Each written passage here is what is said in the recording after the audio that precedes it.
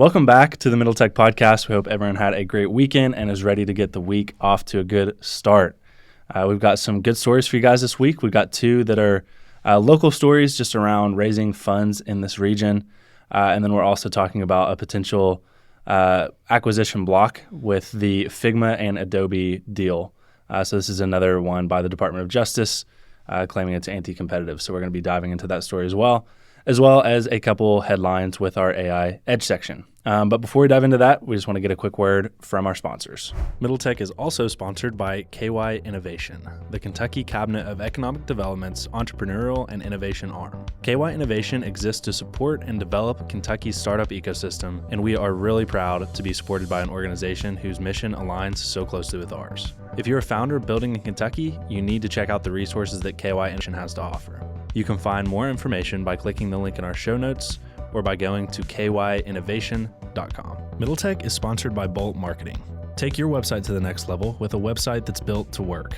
At Bolt Marketing, they're revolutionizing websites for small businesses that are affordable, customizable, and hassle-free. Whether you have a construction company, a boutique clothing store, or you own a hot yoga studio, they have options for you. Click the link in our show notes to explore their marketing options that can transform your marketing and grow your business. And as a personal note, Bolt Marketing built our website, and they were awesome to work with throughout the entire process. We highly recommend working with them. All right, Evan, we got one of our in-person events coming up tonight. You excited for that? Yeah, we'll be Space Tango.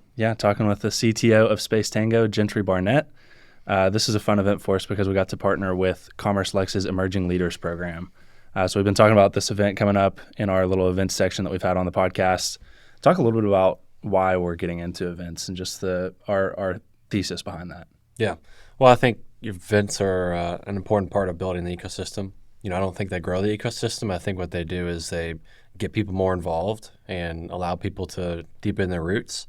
And so we've got a really engaged audience that is now listening to our podcast and across our socials. They're engaging with us, but we want to continue that engagement in person. We've had a lot of requests to do things like live podcasts, just networking, kind of happy hour style events at bars, just to get people together that are like-minded. I think coming out of COVID, a lot of people are wanting to get engaged in their community. I think a lot of people are just kind of stuck in the house and listening to hyperlocal media brands, and now they want to engage with them because they know that there are people listening that are similar to them. Yeah, for sure. And another just event thing that I want to call out, Awesome Inc. is probably one of the best at it in our ecosystem. They're always throwing some great events. They had 5 Across this past Wednesday, and I want to give a shout out to the winner of that because he was a past guest on our podcast. So that's Stevens Bonham with Feed Coyote. So big congrats to Stevens for winning that pitch competition 5 Across. It was cool to see because he's all the way from, I'm blanking on where exactly, somewhere on the West Coast. I believe it was Seattle. Yeah, that sounds right. Came to Kentucky for a grant, and now it's awesome to see him having some success in the area. So big shout out to Feed Coyote. All right, let's start diving into these stories. So the first one is a few Kentucky startups that are leveraging Wefunder to raise money.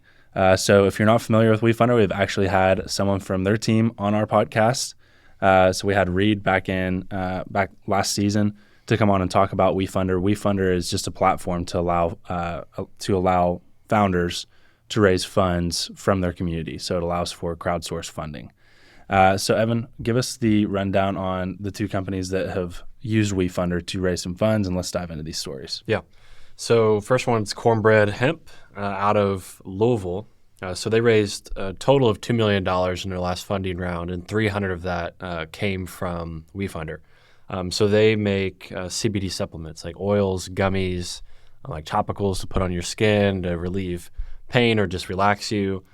They've been growing pretty steadily, and so they wanted to accelerate growth, get some new funding, and they did a great job with their Wefunder campaign. They were actually the first in Louisville to use Wefunder to raise some money. So this is, as Logan said, a way for people to raise money, but specifically from unaccredited investors. That's a really big deal. So as part of the Jobs Act and several other regulations that have happened over the last several years, traditionally to invest in a startup, you had to be an accredited investor. Now you don't. So companies that like Cornbread Hemp have a product that people love. Now people that are buying that product can get involved and own the business, which Cornbread Hemp took advantage of. So pretty cool model. They're going to be pre-money valuation of about $10 million. So for those of you listening that want to learn more about raising money, they're diluting a little over 20% this time. Mm-hmm. Yeah. I think it's a really cool concept to be able to have your community be able to invest in your company. And that's essentially what Wefunder is allowing to happen here.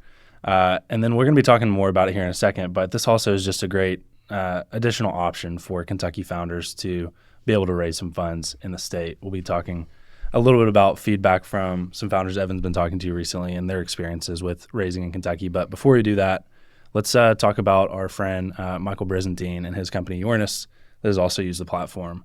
So first off, if you wouldn't mind just giving an overview on what Yornis is, just to refresh listeners. We've also had Michael on the podcast, but they've recently used Wefunder as well to raise some funds from their community. Yeah, so Yornis is basically a group messaging platform where people can more effectively speak with friends, their community. They might create some kind of group around a club or a fraternity or a sorority, and they're solving the problem of group chats being way too kind of messy.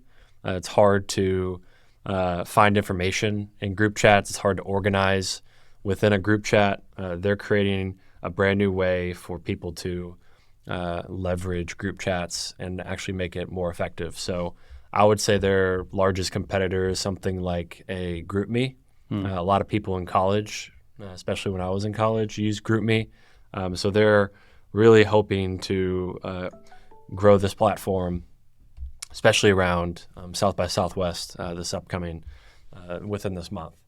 So they raised about $100,000 through Wefunder. They raised a total of $500,000. So similar story here. Michael and his team want to get the community involved. They want to allow unaccredited investors to get involved in the company. So they raised that money from about 34 investors that $100,000 on that Wefunder, which is pretty interesting.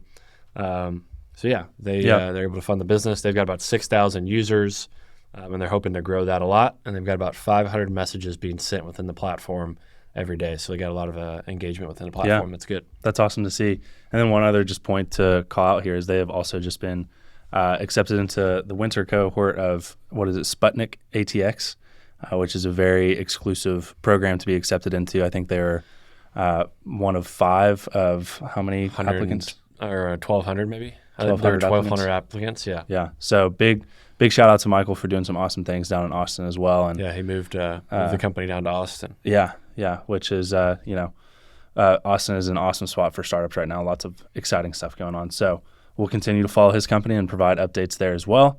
But let's take this story on into the dynamic of fundraising in this area. So this was something we hit on, honestly, all the time, constantly last season. And we have not talked a ton about it this season. So Evan, it sounds like you've gotten coffee with some founders recently and just heard about experiences raising in this area. And it sounds like we just want to bring some more awareness back to what it's like raising funds in the state of Kentucky. So give us some context. Let's dive into this story and pick it apart. Yeah. So like Logan said, I get coffee with a lot of founders. A lot of founders reach out just to learn about the fundraising landscape, who the investors are, where they should look, tips and stuff. And here recently met with a few founders. A lot of them give me kind of insights into what they are experiencing. And if there's been a few times, and I definitely experienced this, where founders will go to local syndicate groups to raise money. And there's some problems with these experiences working with these local syndicate groups that, in another founder's words, not mine, but I think it's a good way to put it. It's kind of like a dog and pony show, when you're working with these syndicates. And what that means is these founders, they go to a syndicate. There might be a couple people they have to talk to before they get into the front of the larger group known as the syndicate. But once they get in front of the syndicate, all of the members of the syndicate are there, or at least a lot of them are on that pitch. So it's kind of like one founder pitching to a lot of people, either in person or over Zoom. And then, after they're done with their pitch, all of these angels are able to give feedback or ask questions. The problem with this is, and I'll get more into why this is so different than what happens on the coast, is this is just not what founders want. Like this is an investor-centric experience. This is investors wanting to feel like they're involved.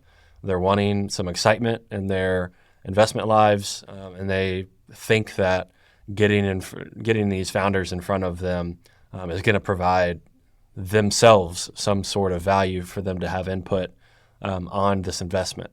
That's not how it works on the coast. The way it works on the coast is when you talk to a syndicate, you're talking to one partner. That partner is getting on a call with you immediately. You're not having to go through several gatekeepers or several people that are vetting you to get in front of a larger group. You're talking to one partner. Oftentimes that one partner is the one that makes the decision because that one partner raises money from angels that give them the right to make investments on their behalf as part of the syndicate. And so it's way faster. The experience is built around the founder. The founder's not having to get up in front of a group of angels that may or may not know anything about what they're building. They may or may not even come from a technology background. And the experience takes about a week. And the angels around here, some of the groups actually did a good job of getting back within a week or two. But there are a good amount of these syndicates in Kentucky that, I personally had to chase, that other founders tell me it takes months. It took me months to get an answer back. So this was a point that I noticed. I'm not sure I worded it as well as another founder put it as a dog and pony show, but it is exactly that. It's angels just looking at founders as almost like a form of entertainment. Like there's no other reason. There's no reason for every angel in a syndicate to be sitting in front of a founder and that founder pitch them. Like there's no good reason for that whatsoever, other than they just want to be in the room when the decision's made. But that's just not like how syndicates work on the coast. That might be what people want here, but that's not what founders want. I haven't talked to a founder that says, I love getting up in front of a group of people where a lot of them have no idea what they're talking about when they ask me questions or give me feedback. Because, a lot of people around here, they're not from the tech space. So what are they doing sitting on the other side of a tech founder, asking questions? An example of this is just one example. I gave a pitch, and an investor who I didn't know asked me how I was planning on scaling my servers of my software company. Like that's just an unacceptable question. That's a waste of the founder's time. And I'm not interested in that question. Like I shouldn't have to be answering that question, And that's just because that's a wealthy person that has some money that they want to, diversify and put into, something more exciting. That's a startup. They want to get involved in a local community, which is great, but they just don't have any business asking that question in 2023 to a founder. Yeah, that's a bad question. So it's just that kind of stuff. What would your feedback? Because I feel like you don't want to turn away people who want to angel invest in startups. Maybe they don't have the same background knowledge that an angel investor in Silicon Valley would have. Maybe the group itself doesn't know the best practices for running a syndicate like many people would in Silicon Valley. So, what would be your ideal way to fix that? Because it's just like if you don't know what you don't know. Is this our way of trying to fix it? Is just giving feedback out into the open? Yeah, and I do want to say like there is some nuance here. I don't want it to feel like we're just straight up attacking the angel syndicates without trying to, provide them some sort of praise for trying to uplift the startup ecosystem. I think it sounds like you and some of the other founders just noticed some big flaws within it that need to be addressed. Nobody really openly talks about this stuff. Yeah. And that's why that's so far behind. There's an education piece to this. Yeah, and for sure. The education comes from the founders in the community. Because these investors, they're not necessarily spending time on the coast. The ones that spend time on the coast and know how it works, they're not a part of these syndicates. That's interesting. Why do you think that they is? go and create their own, or they go and invest on behalf of themselves. They don't join these syndicates. Yeah. So it's really just a matter of, education. We're an ecosystem that's far behind when it comes to these kind of things. And I think founders, they talk about it at coffee. They do a great job talking about it at coffee and opening it up, but nobody is really kind of publicly saying this stuff. I was pretty amazed when I came out on LinkedIn and said some things, and the amount of support. I mean, I had hundreds of founders reach out and support what I was saying, and it's like, where were you all? Like, we got to just speak up more. If we want things to change, we just got to speak up more. So this was one that, noticeably, organically founders, when I asked them, what has your experience been like? This was one that, I experienced and others have voiced. And that, you got to do what you got to do to get money. And, founders are going to get in front of these groups, but do they enjoy it? No. And it's a weird experience to get up in front of, 20, 30, maybe 5 angels at a time. And, it just feels weird, Not especially when founder, you get experience working on the coast with other syndicates. Like I said, they're running things from the founder's perspective. Their experience is built around the founder, not the investor. And here in Kentucky, a lot of the investment experiences are built around the investors. But again, that's kind of the state of the ecosystem. Again, when you're this far behind, you've got to figure out how to get investors involved. And so you're going to build the ecosystem and the experience around the investors. Yep. But we just have to, graduate beyond that. And that's why founders leave. That's why founders leave. And the opportunity is bigger on the coast, but also their experience is better on the coast. Mm-hmm. So that's just something we need to talk about more. Yeah, it just depends on how many founders you have in the ecosystem versus how many investors. If founders have the power dynamic like they do in Silicon Valley, if they have multiple other syndicates or ways to raise money, then they can go in, they can only work with the groups they want to. Whereas in this area, there's only a select few number of groups you can actually talk to. And there's probably only a select few number of groups because we're just not a place that produces a high volume of startup founders. Yeah, we have a thriving startup ecosystem for sure, but it's just not necessarily in the culture yet for us to produce a large number of startup founders. Yeah, there's just not enough competition to kind of weed this stuff out. Yeah.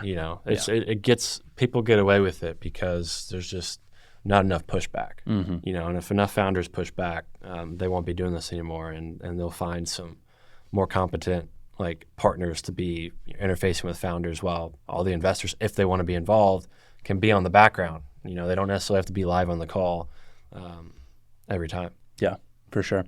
All right, any closing remarks on that story before I move on to the Figma acquisition? Nope. Cool. So the Department of Justice has now filed a suit to attempt to block this Figma acquisition. So back a few months ago, Adobe announced that they were going to be acquiring Figma for $20 billion. This was kind of right before the economy started going down. A lot of people were saying, Figma really got away with one here at the valuation that they got for this acquisition. The Department of Justice is saying not so fast. This might be anti-competitive. So potential stumbling block for this deal. Both Adobe and Figma are saying, no, this is not anti-competitive. Figma deals in the collaboration space. Adobe deals in the creative space. Has kind of been their arguments respectively. And the Department of Justice is still going to be pursuing those. So Evan, in your perspective, is this anti-competitive? And 2, what does this mean for the broader startup space in terms of exits for founders? Yeah, I actually do have one more thing on the last story before I get into that. When you have that many investors on a call, think about the groupthink on that. Think about the groupthink from all asking questions or giving feedback. They're going to feed off each other on that feedback. That's just not a good scenario. As an investor, you want to take a step away and really think about it. If you've got people feeding off each other on feedback or asking questions or kind of really digging into a certain part of the startup, just kind of live on a call without, really digging in yourself afterwards, that's not a good situation for the founder to be in. I don't think that's smart to have that many people giving feedback at once. I mean, that's a basic practice that you're taught, in business is don't get a bunch of people on a call and create groupthink. Yeah.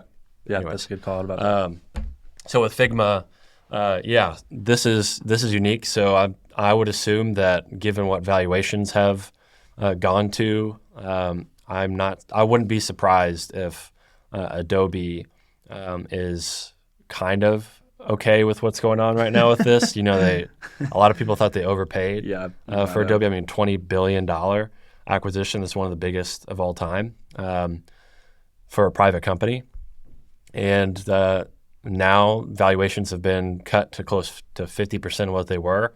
So I'm sure Figma's really scared because they were going to get a huge payout. And now Adobe is able to maybe get out of an acquisition that they could have regretted. I wouldn't think they would regret it from like a product perspective. They really need to make these kind of acquisitions, especially of web-based tools. They're very desktop heavy. Like you got to download, technology and software locally onto your computer. But with all these generative models and what's happening with, the AI space, this stuff's living on web. And Figma is by far the fastest growing, best user experience for people that are wanting to create and design on the web. So it's also very popular within the development community. This is where people build their prototypes, where they wireframe and build basically the designs for their products. And developers love it. Product designers love it. And so we really want to get into that developer space as well. But yeah, like you said, both sides are saying, hey, this is not anti-competitive. Figma is really just a web-based kind of collaboration tool is what they're framing it as. Because everything you do in Figma, you can do on Adobe. Figma just made it collaborative and web-based. And then Adobe's saying, we're 100% creative. We own the creative space. We're trying to get into collaboration space. So that's kind of the overview from my perspective. Yeah. I think the other interesting dynamic with this is they quoted a couple other, I think it was a research analyst that was talking about this acquisition, basically saying with generative AI, these companies have to make these types of acquisitions or else they're just not going to be competitive in the next 5 to 10 years. And I think that's probably pretty accurate just based off what we're seeing, how quickly the AI space is moving with tools like DALL-E or Stable Diffusion. If you can have AI literally design and do the design that you're looking for, it's going to put a major dent in these companies' businesses. And I just think that should be something that should be taken into consideration by the Department of Justice is these emerging trends in technology that are going to be impacting these businesses. These are just businesses reacting to, try and make their businesses viable for the long term. I know you put that point down here, Evan. Do you have any additional thoughts on generative AI affecting these businesses? Yeah, I mean, it's going to get into our AI edge here, so we might as well kind of transition seamlessly there. But essentially what is going to happen is every piece of software that we use is going to have AI in it. So Spotify just announced that they're building an AI DJ. Notion AI just took their Notion AI product, or Notion took their Notion AI product out of beta. Now it's generally available. Every piece of software is going to have AI in it. The way I would describe this, and the reason, like I said, Adobe is really focusing on this acquisition is because it's a web-based tool. And web-based software lives in the cloud. And a lot of Adobe is still, on-prem. It's on the computer. A lot of the storage is on the computer.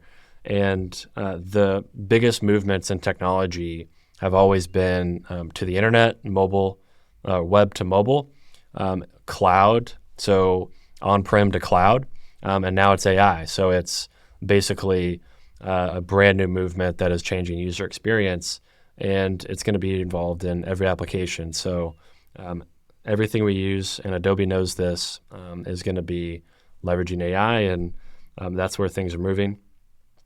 So acquisitions are going to happen. Companies are going to invest heavily, and consumers are going to get amazing experiences. As I said on one of the previous episodes, AI is going to be just like electricity.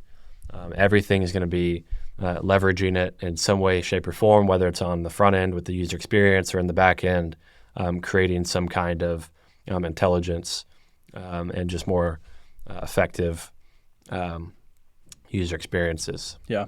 I'd say one last thing to wrap up with the Adobe story before moving fully into AI Edge is just the effect this will have on the broader, VC and startup ecosystem. If you see the Department of Justice blocking these big acquisitions, these exits, I just wonder if that's going to have any sort of effect on how founders plan to exit into the future. If it's it might end up getting blocked as anti-competitive. I think those are only for the biggest of the big startups. It's not something to worry about broadly. But it is an interesting dynamic to see the Department of Justice really seem to be ramping up their anti-competitive efforts and blocking and unrolling some of these acquisitions, or at least trying to, like what we've seen with Google and some other. I mean, I would companies. hope that this isn't blocked, but personally, I think that I would have liked to see Figma keep going. It's just that the reason I don't think it should be blocked is because they really don't have much crossover at all. There's only really one app within Adobe's entire ecosystem that does what Figma does. But Figma just really nailed the collaboration part, and Adobe just doesn't have any collaboration, across their apps. Yeah. So it's not necessarily like they're taking out a similar player and being able to aggregate, power and increase, prices necessarily, or really put pressure on the innovation in the ecosystem. I mean, really, this is a feature that Adobe just really needs, which is collaboration and trying to bring it into their suite. Yep. All right. Moving on to our AI Edge section, which we've already kind of touched on here. We just want to hit on some of the top headlines and then give our tip of the week. So we'll just go through these kind of rapid fire here. So Evan just mentioned Spotify has introduced the DJ, which is just using AI to essentially give you a personalized DJ that can make recommendations for your music. Notion has taken its Notion AI out of beta. This, I think, is an important headline because lots of businesses already have like knowledge bases or collaboration tools within Notion. So they're already using them. They already have a lot of data in them. Now it's being supercharged with AI. That's actually going to be our tip of the week, is how to use Notion AI, just because we know a lot of startups in particular use Notion as their collaboration tool or knowledge bases. Now it's, as Evan said, supercharged by AI. Meta has now announced that they're releasing a large language model similar to GPT-3. This one, it sounds like, is going to be given to researchers, at least initially, and they're going to be very transparent about how they built it, what they trained it on, and allow research to be done on it. But just another big tech company getting into this AI race that we're seeing. And then finally here, we have companies like Amazon, JP Morgan, and some other big organizations just warning their employees against using ChatGPT due to security concerns. So Amazon specifically came out and said, hey, not so fast when it comes to giving our code into ChatGPT and trying to get it to complete it or do different things with that code for you, because ChatGPT is collecting data that it's being trained on. So if you feed in proprietary code into ChatGPT, the concern here is that ChatGPT is going to be able to use that code to train itself on, and then you don't want that confidential information being used in a training set. So those are our headlines of the week. Yeah, one interesting one with Meta that I'm curious about is, are they going to have an advantage when it comes to like really good conversational back and forth? Yeah. So ChatGPT, which is now in Bing, and Google's model, they probably have a lot of like information and stuff from pages like Wikipedia and just web pages. What Facebook has that I think is going to be really interesting is a lot of the just general conversation that humans have with each other. Mm-hmm. And so I'm wondering if the model is going to be better at basically recreating conversation that seems like it's more with a human. It's more, emotional because a lot of, the data that you put out on Instagram, Facebook, and, these chat experiences when you're talking from human to human, I mean, that's just more natural. Yeah. I wonder if it's going to be more natural conversation. Yeah, I heard. This is just me reading a headline, so don't hold me to this. But I saw that this one is apparently going to be better trained than ChatGPT or GPT-3. I'm sorry. So I'm wondering if that's the thinking behind that. Anyway, let's get to our tip of the week before signing off here, and that is just around using Notion AI. So it's going to be very similar to using ChatGPT, but this one's going to be very geared towards your existing processes if you already use Notion. So if you don't use Notion, I'll share my screen real quick, which it looks like my screen share is, of course, not wanting to work as it typically does. But Notion is a great tool for just having all of your information about the company, whether it's your projects you're working on, a knowledge base for your employees to go and find information that they need, or just a good note-taking place. Notion kind of does it all. So now Notion AI is allowing companies to basically access OpenAI's chat or GPT-3 language model. So you can go in. So for example, what I wanted to share my screen on that it doesn't want to cooperate with me is let's say we're hosting a brainstorming meeting. So in this example, I said we're hosting a brainstorming meeting to come up with ideas for how we can market our podcast to a wider variety of listeners. All I have to do is put that in. Let's say I'm preparing for a meeting with my colleagues. I give a summary of what the meeting is going to be about, and then I can just say, hey, I'm going to ask AI to continue writing, and this is what AI is coming up with. So it says, here are some ideas to consider. Reach out to influencers and ask them to promote our podcast, create a social media campaign that highlights our most interesting aspects, host a live event or Q&A session, partner with other podcasts to cross-promote, utilize paid advertising. It's really just supercharging a brainstorming session here. So whether you've already had all of the meeting and now you have a bunch of notes in it and you wanted to condense those notes into action items, whether you wanted to rewrite a sentence that you've written here, a lot of the same things that we talked about in this AI Edge segment around how you would use ChatGPT, you can now supercharge your meetings and your collaboration that you're already doing in Notion by adding AI to it. So a lot of cool features in there. I would just encourage you, if you use Notion, to start playing around with Notion AI. If you don't use Notion, it's a great tool, even for an individual. I use it just for myself, for my own organization. Go in, mess around with it, see if you can find some ways for AI to give you that edge. Anything else you'd like to add to that before we wrap it up? Nope. All right. Well, thank you guys for tuning in. Hope everyone has a great Monday and a great rest of their week. We will see you next week.